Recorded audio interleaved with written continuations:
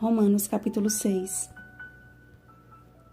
Agora, porém, libertados do pecado, transformados em servos de Deus, tendes o vosso fruto para a santificação e, por fim, a vida eterna. Versículo 22. Não importa o que eu faço, sou salvo pela graça. Deus só quer o meu coração. Jesus já cumpriu a lei por mim. Estas são frases que ouvimos constantemente no meio cristão. São respostas prontas para mascarar uma consciência que, no fundo, sabe estar errada. A graça tem sido confundida com permissividade, causando uma divisão entre os crentes. De um lado, o mundanismo, do outro, o fanatismo. A graça, no entanto, não é manifestada em nenhum destes extremos, e nenhum deles pode torná-la mais ou menos abundante.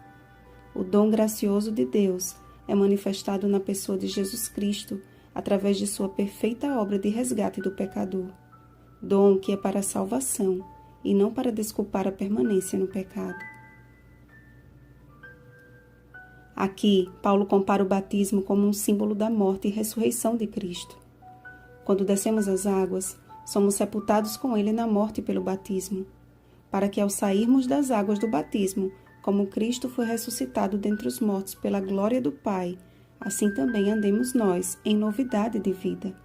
Isto é, a aceitação da salvação pela graça de Jesus, a decisão de segui-lo e o santo batismo devem preceder uma vida renovada. Deve haver uma mudança, a transformação do velho homem em uma nova criatura, para que não mais sirvamos o pecado como escravos. Ora, morrer para o eu não é um processo fácil. Requer diligente perseverança e constante vigilância, ou seja, dá trabalho. Não foi sem razão que Cristo afirmou, porque estreita é a porta e apertado o caminho que conduz para a vida, e são poucos os que acertam com ela. Mateus 7,14. Notem que Jesus deixou bem claro o grau de dificuldade do caminho que conduz à vida eterna e que a sua entrada é estreita ou de difícil acesso. Contudo, ele não quis dizer com isso que Deus dificulta o encontro entre ele e o pecador, mas que as nossas escolhas tendencialmente pendem para o lado mais fácil. Se lermos o verso anterior do texto de Mateus, perceberemos uma diferença que faz todo o sentido. Cristo disse que larga é a porta e espaçoso o caminho que conduz para a perdição, e são muitos os que entram por ela. Mateus 7,13. O destaque está nos verbos entrar e acertar. Há um abismo de diferença entre eles. Qualquer um pode entrar em um lugar espaçoso e largo, porque é o caminho das facilidades. É onde o corpo mortal exibe as suas paixões como instrumentos de iniquidade, onde não há diferença entre o santo e o profano, e a escravidão do pecado é brindada como o apogeu da liberdade. Por outro lado, o acerto requer conhecimento. Para acertar com a porta estreita, primeiro precisamos conhecê-la. João 17,3. Jesus disse: Eu sou a porta. João 10,9. Apesar de não estarmos debaixo da lei e sim da graça, isto não justifica uma vida condescendente com a iniquidade. A lei de Deus revela a malignidade do pecado e a sua remuneração, porque o salário do pecado é a morte.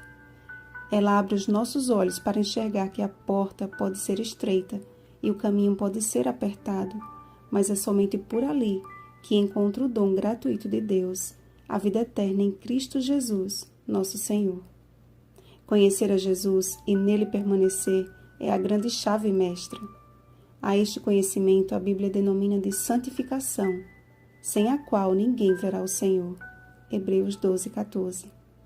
E faz parte do processo de santificação o abdicar do próprio eu, abrir mão dos gostos e vontades pessoais, se estes não estão em harmonia com a vontade de Deus. Por isso que não é um caminho fácil, exige decisões diárias e constante exame do coração. A dificuldade, então, não está em Jesus, que é a porta e o caminho, mas na nossa natureza tão dissonante do que é santo e agradável a Deus. Não reine, portanto, o pecado em vosso corpo mortal, de maneira que obedeçais às vossas paixões, mas oferecei-vos a Cristo como servos para a obediência, obedecendo-lhe de coração à forma de doutrina que fostes entregues, tendo o vosso fruto para a santificação e, por fim, a vida eterna. Bom dia, servos de Cristo. Rosana Garcia Barros.